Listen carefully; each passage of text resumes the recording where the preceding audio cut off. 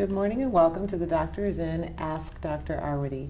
I'm Sybil Madison, your Deputy Mayor for Education and Human Services, and I'm here with Dr. Allison Arwady, our Commissioner for the Chicago Department of Public Health. You can ask questions. We love to get your questions, and you can submit your comments in the box below. You can also send your questions in via Facebook or Twitter using hashtag AskDrArwady. We always like to check our social distance before. This is a good way to know if you are maintaining the proper social distance. And we always start off hearing from Dr. Arwady on the latest with COVID-19. All right, good morning everybody, and thanks so much for joining. So I'll remind you as always, chicago.gov/coronavirus is where you should go to get the latest on everything related to coronavirus from the city of Chicago. And there's a tab right up at the top that shows you the latest data. So as of now, we stand at 1,975 lab-confirmed cases of COVID-19 in Chicago residents, as well as 15 deaths. Illinois is at 4,596 cases and 65 deaths. And we did see that big jump yesterday in Illinois cases. For the first time, added more than 1,000 cases in one day across Illinois. 93 of those new cases were here in Chicago residents. So if we pull up the graphs that we're used to looking at, on the left, or the first one, it shows you, again, by testing date. So it may look like those last two dates on the right, the 27th, 28th, that's dropping off, but really that is still because it can sometimes take a few days for lab results to come in, and we only report these once a day in the afternoon. And so the next graph really shows our curve, which we all know we've been talking so much about.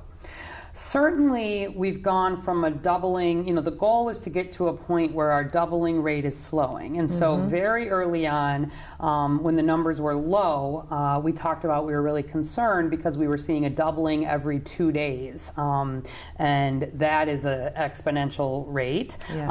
And then we were at every 3. We're sort of at about doubling every 4 days now, which is some progress. It's some early progress. Early indicator. But doubling every 4 days is still not at all where we need to be. In Seattle, they're at a point where they're doubling every 8 days. They're starting to see sort of gradual signs of a little bit of flattening in a few places.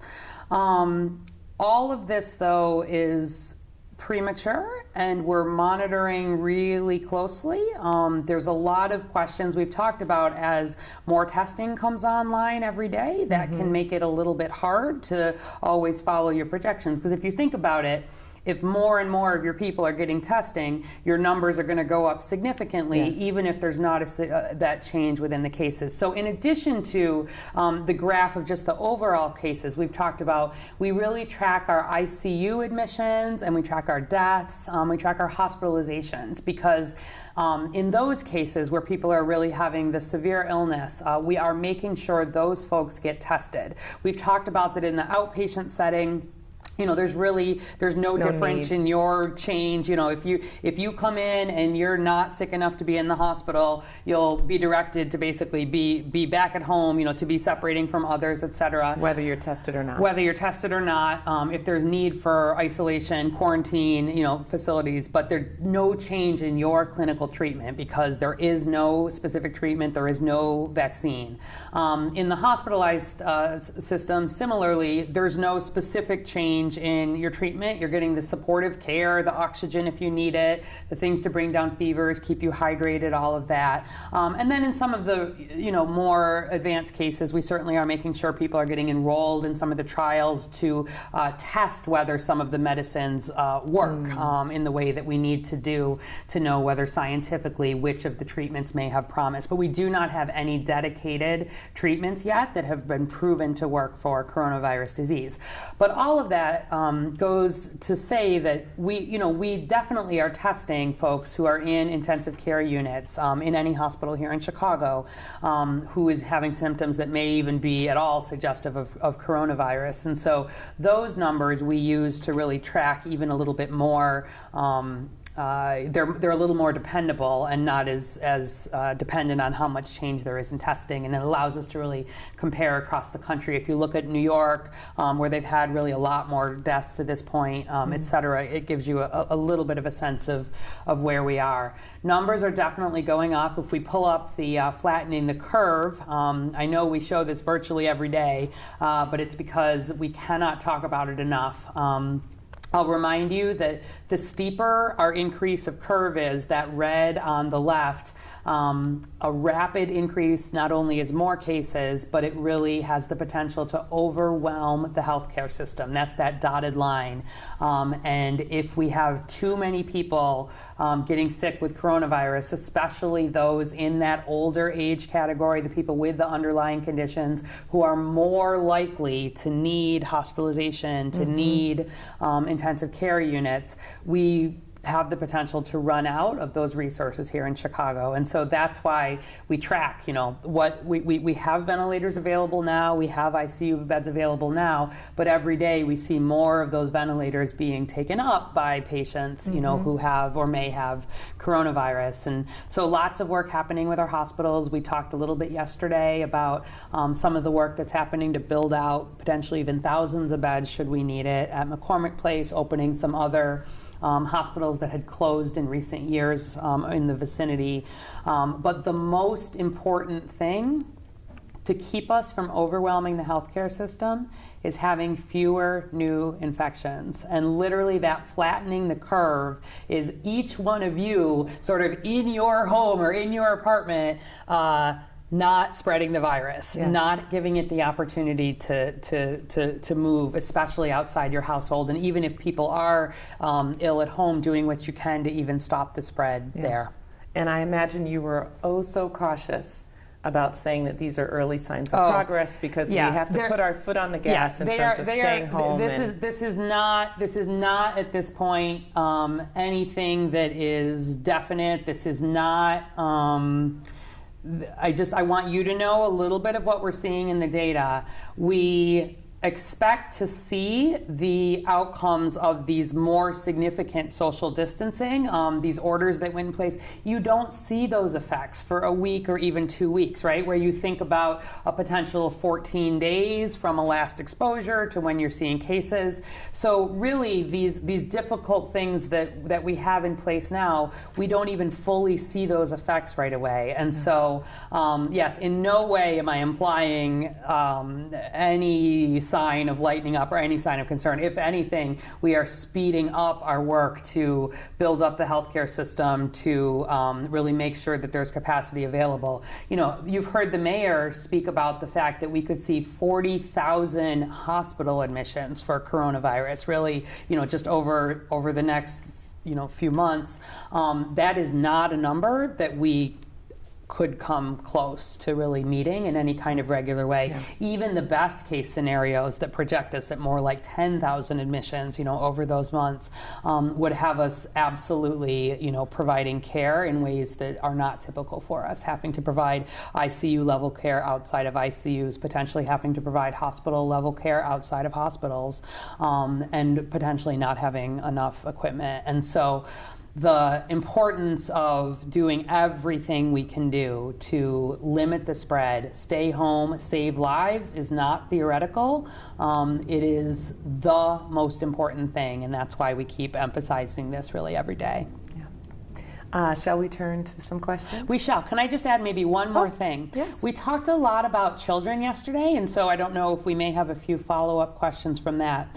I did just want to put one additional point on it, because we heard from a number of our emergency departments and even our pediatricians and others around Chicago that in the setting of the really, really sad news that there had been an infant who had died, which I told you yesterday, there's a full investigation going into that, a lot of repeat testing, through CDC with the medical examiner. We're really wanting to make sure we have a good understanding of that, because it is so unusual to have seen that. But obviously it raised concern, and that's really normal for it to raise concern. But we did see a lot of parents bringing in healthy babies to emergency departments or to medical settings because they were worried about their babies. And that's really normal. It's normal to be worried about your babies. But please call your pediatrician. I don't want people, especially now, bringing in folks who don't need to be in the hospital, especially bringing in babies. If you wouldn't normally bring your child in, you shouldn't bring your child in, even in the setting, I know this upsetting news yesterday. So reach out to the pediatrician if you have questions. But please, part of the reason we talked a lot about this is I know how scary it is. I know that it feels really close to home, and I know how worried parents are about newborns and babies to start with. But not the right thing to bring, to just bring a baby in out of that concern if the baby itself is not having the significant symptoms. So just wanted to put another piece on that. Yeah. Okay. Here's our first question, Doctor. Lorraine Sharing Peters from Facebook. I would give blood, but what precautions does the Red Cross take around physical and social distancing? Yeah, good question. So first, thank you for wanting to give blood. That is really something we would love to see young, healthy people out and doing. And the Red Cross absolutely has put all kinds of things in place to make sure that that's safe. So, for example, I know that they've done the appropriate distancing of the beds, the extra disinfecting. I know that they're even checking temperatures, is what I heard, of the staff who are in there, even the people who are coming in to give blood, to have an extra level of just surveillance in that setting.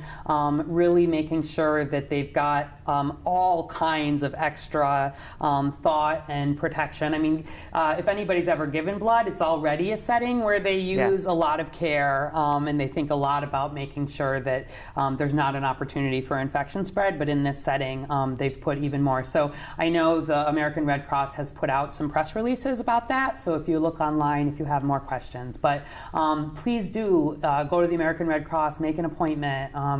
The need for blood has nothing to do specifically with coronavirus. People with coronavirus would not necessarily need blood, but all of the other reasons why we need blood do not go away. And in the setting of people staying home, that supply is still needed. Blood is one of the few things we still cannot make. There is no way to make artificial blood in a laboratory. There's no artificial blood. We still depend on people really giving generously to support people who really need it. And all the people with cancer and car accidents and who have complications during surgeries or giving birth, all of those folks continue to need blood, and we can't store blood indefinitely either. So thanks for that question. Yeah, so during a time when a lot of people are staying home, it probably is even more important for people who are healthy. That's right. To volunteer, because they probably are seeing fewer people coming in to give. They are. And so know that they've done everything they can to make it safe for the donors. And it's a great way for people who are young and healthy to really step up and help everybody. All right. Nicholas Hernandez from Facebook. How is the progress on a vaccine going? Has there been any major progress made since the lockdown? Okay, great question. So let's talk a little bit about vaccines. I don't know if we've done that much yet. So you've heard me say that it's going to be at least a year until we have a vaccine, early 2021 at the earliest. And there has been progress, actually very rapid progress. But even that rapid progress puts us at an early 2021. We can't get it done I know. sooner? So let's talk about that, because it's a good thing, I think, to explain, and I don't believe we've done it on here yet. So I believe the first human tests for vaccine here in the U.S. actually started on March 16.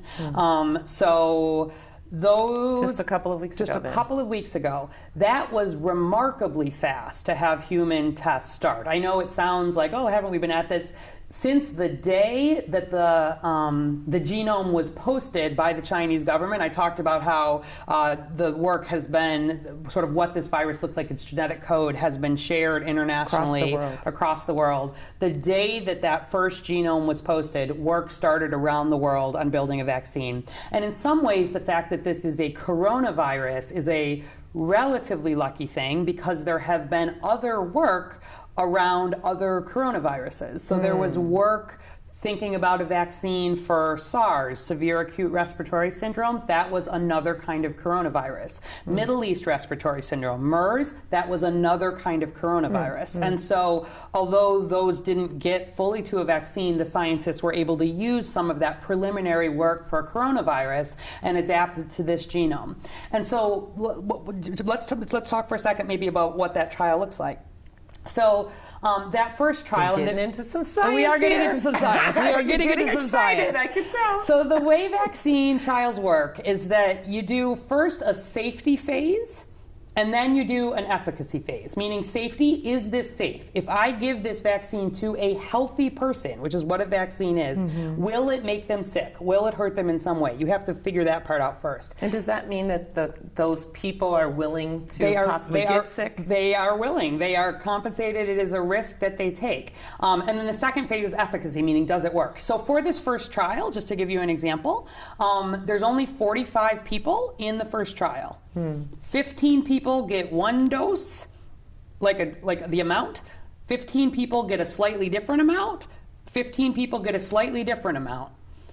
They give a few people the vaccine, and they watch them really closely. They check blood on them. Are they getting sick? Look at all of their function. Obviously, check them for coronavirus a lot of times, a lot of different ways. Monitor them. And then if those first few people do okay, they do the next. Like, it's literally like even getting to those first 45 people is slow because you, again, are running the potential of making healthy volunteers ill. So you only use healthy volunteers in that sort of 18 to 45 age group, and it is just a safety trial.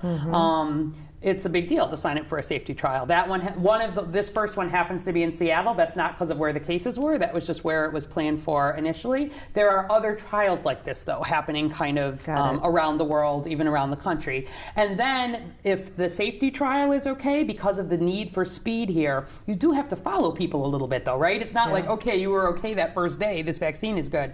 Once you sort of have gone a number of weeks, you're confident there have not been safety. They'll apply for emergency approval to move into the efficacy trial. And then you have to see, are the antibodies responding? Are you actually getting any protection? You have to do some studies of exposing people at some level to coronavirus and how do they respond and what does this look like? You have to follow people for an extended period of time to understand if you have an immune response, does that last? You have to eventually start thinking about younger people and pregnant women and older people and more risky groups. Like getting to a point where you actually are confident that I can put a vaccine into a healthy person's arm, especially a healthy person of those high-risk groups, which is who we most want the vaccine for, but who are the riskiest to do those initial trials on, is a process that takes at least, a year would be miraculously fast for a vaccine, and people are working. So, and then the other thing is then you have to make the vaccine, right? So think about needing 1 billion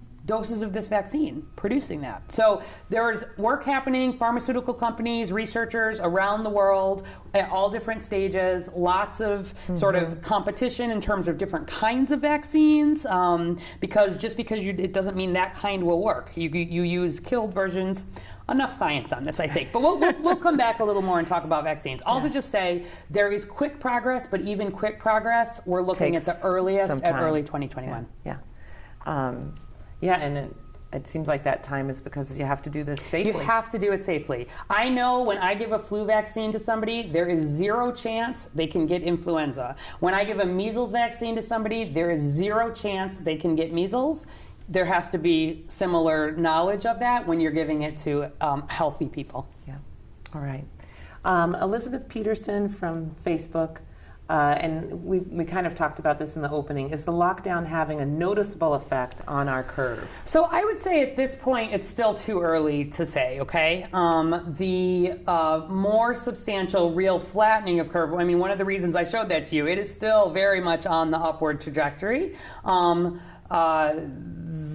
that will be a question that we will be looking at every single day. You know, I will signal when we think we are seeing something that is a little more long-term or a little more sustained. That could be soon, that could be a long time from now.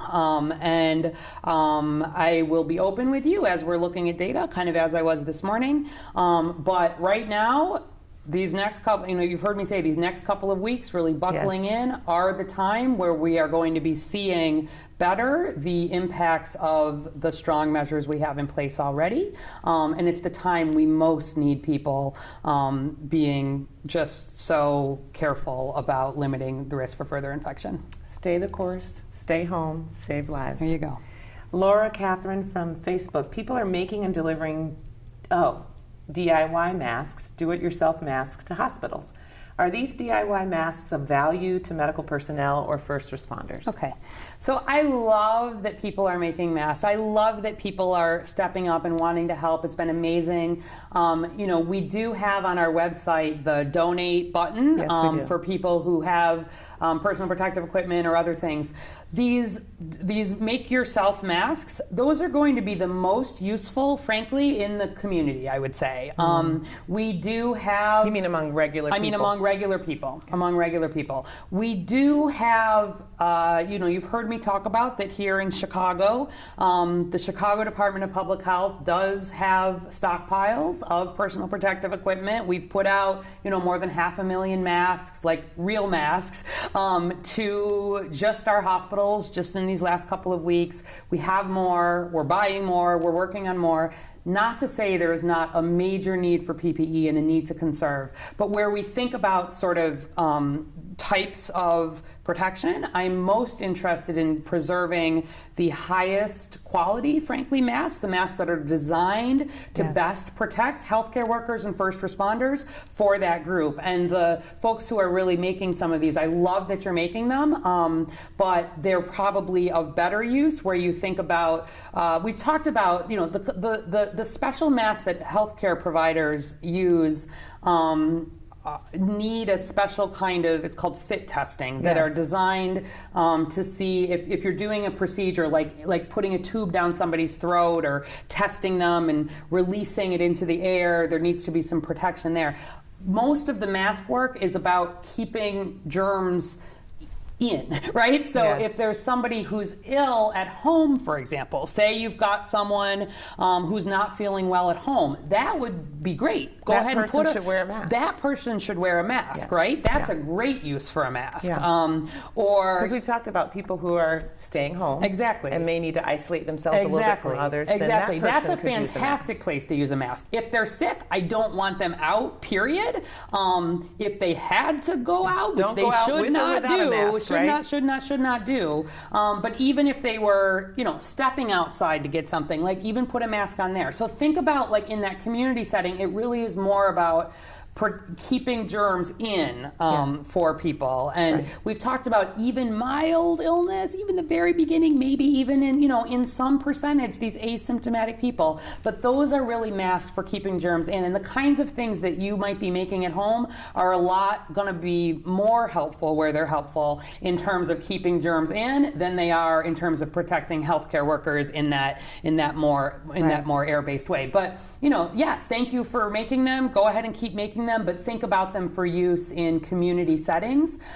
Primarily, we are absolutely focused and dedicated on making sure that our healthcare workers and first responders who have the most exposure to sick patients and who most need the protection would have that higher level of protection. Yeah, and in those settings, the PPE is protecting them from what the patients might shed. In the community setting, we should wear masks to protect other people from what we might. That's right. Right? Exactly. Okay. Thank you. All right. Ray LT on Twitter. How should you handle kids if parents have joint custody? At this time, should kids stay in one place? Okay, so the governor's order explicitly allows for custody exchange. That is spelled out in there as an allowed thing to happen under the stay-at-home order. So legally, you are covered in terms of doing the custody exchange that is allowed. Obviously, every family is going to have to figure out what works best for that family, but legally, custody exchange is allowed. Tawana Nishibayashi from Facebook. How likely is it that we will be the next hotspot as we see cases spread out around us? What precautions are we taking to be even more proactive? Yeah. And I know the president has talked about hotspots, Yeah. And I think mentioned Cook County recently. So large cities broadly are going to be impacted more by coronavirus. We have larger populations, we have more dense populations, and frankly, we have the world-class medical systems, right? Not just here in Chicago, but if you think about other cities around the country, that is just how we are built as a country. And so pretty much by definition, those things together will mean that cities are going to, and urban areas will see more cases. And the risk, this bending the curve thing, I think also has a particular impact then for cities with the healthcare systems, because we've said it's not that Chicago hospitals only take care of Chicago residents, of course, right? People come from around not just the state, but the region, where there is need for medical care, and especially more intensive medical care. And so I mean, you're seeing the numbers, we're showing them to you every day. We are seeing big increases in cases in Chicago, in Illinois, especially in that Cook County area. And in that way, you know, yes, this is going to be a space where there already are a lot of cases, and the importance of adhering to the stay-at-home orders and protecting the healthcare system is especially important, I would say. Not that it's not important everywhere, but in more dense urban settings. Got it. I think we have time for maybe one or two last questions. Tarek Fayumi from Facebook, Dr. Arwady, what precautions should we take once businesses are open again and people start to venture out again? Oh, good. We're thinking about the other side already. I love it. Flatten the curve. I love it. So certainly, I think it'll be a long time before we stop washing hands, right? Some of these basic hygiene things are going to remain absolutely crucial. We are going to be thinking about protecting our vulnerable populations big time, certainly until a vaccine is available. We will be continuing to be thinking at some level about, you know, who needs to be in, who needs to be out, the things with all of what we've been doing about not working while sick. I mean, this is not just in the same way that it didn't just go from totally on to totally off, although that felt like an instant, it was adding on. In the same way as we eventually see improvements in the data, it will likely be an easing of some of these things. The stay-at-home orders will be, you know, there's a good chance that we will see extensions of some of those, depending, again, sort of what the data is looking like and where it is. I'm not going to sort of speculate about the details of time and how much, but we do let our local data drive those decisions. I want you to understand that although those decisions are made, you know, with the mayor, with the governor, et cetera, they're being done based on what we see here and what is the most important thing to save lives and protect the healthcare system, while balancing that against the very real economic and social impacts that this is having. And so down the line, you know, if you look to China, although there's still a lot of questions, there's still a lot of things that are being monitored, they are opening back up. Their factories are coming back online. They're relaxing sort of back and back and back and back all the way to the epicenter of where this started, and we'll be keeping a very close eye to see what happens in terms of cases there, because that we'll use some of that experience to help make these decisions around the world. So I love that you're already thinking on the other side of it. Actually, we're thinking on the other side of it in terms of economic recovery and what we need to do down the line. Like, we are absolutely also thinking in those ways. We're even at the Chicago Department of Public Health. We've got big plans in place for our vaccination campaign. I want you to know that's in our plan too. We've got syringes, we've got plans, but that is for later. This is for, we're on the upward trajectory, and the main focus is being as serious and adherent to that as we can be now. Okay. So in our last couple of minutes, let's talk about some of the things that are happening right now. Okay. That last question was about businesses. I do want people to know that our Business Affairs and Consumer Protection Department is hosting 6 webinars today and tomorrow, at least one in Spanish and one in Polish, to talk about the Chicago Small Business Resiliency Loan Fund. So we know that our small businesses are hurting at this time, and there's a loan fund available. There's more information about it at chicago.gov/coronavirus. But there are webinars today and tomorrow to help small businesses apply for these loans. And maybe mine will be, I'll encourage you, if you have not already, to sign up for Smart 911. If people have not heard of this, you can go to smart911.com, and it allows you to put some information in about the number you would be calling from. So from your cell phone or your home number, and let the first responders know about any particular medical conditions folks at that home may have, any disability needs, any mental health issues, children with special needs. It really allows first responders to be able to bring appropriate equipment and appropriate training and personnel.